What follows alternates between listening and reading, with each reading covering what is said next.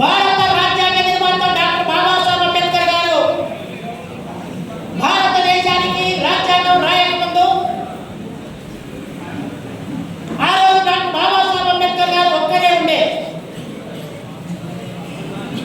వారు గన్ను పట్టలేదు, only pen పట్టి వారు బయటకు వస్తే ప్రశ్నిస్తే సమాధానం చెప్పలేని పరిస్థితుల్లో ఆధిపత్య కులాలు ఆ రోజు గాంధీ కానీ నెహ్రూ కానీ ఎవరు కూడా అంబేద్కర్కి ఎదురుగా వచ్చేవాళ్ళు కాదు ఆ రోజు అని చెప్తా ఉన్నాం.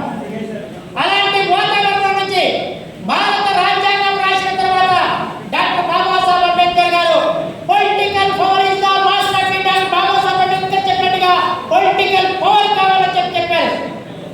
ఆ పవర్ తీసుకోవడంలో భారత రాజ్యాంగం చదివి మనందరూ కూడా విఫలమయ్యాం.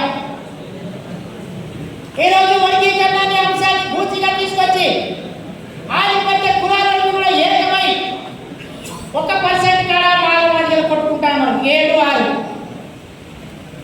అసలు ఉద్యోగ నోటిఫికేషన్ లేవు, ఈ 2 రాష్ట్రాల ఉద్యోగాలు లేవు. ప్రభుత్వ సెక్టర్లో కూడా ప్రైవేట్ రంగం చేస్తా ఉన్నారు.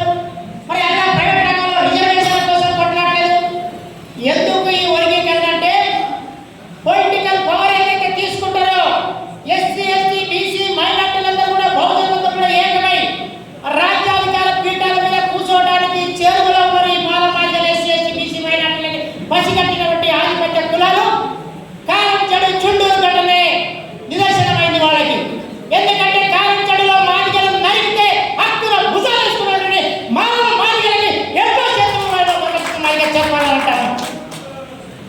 ఈ రోజు వచ్చినటువంటి సుప్రీంకోర్టు జడ్జిమెంట్ నువ్వేదో ఇంప్లిమెంట్ అయితే నీ ద్వారా వచ్చింది కాదు ఈ జడ్జిమెంట్ ఎస్సీ ఎస్టీ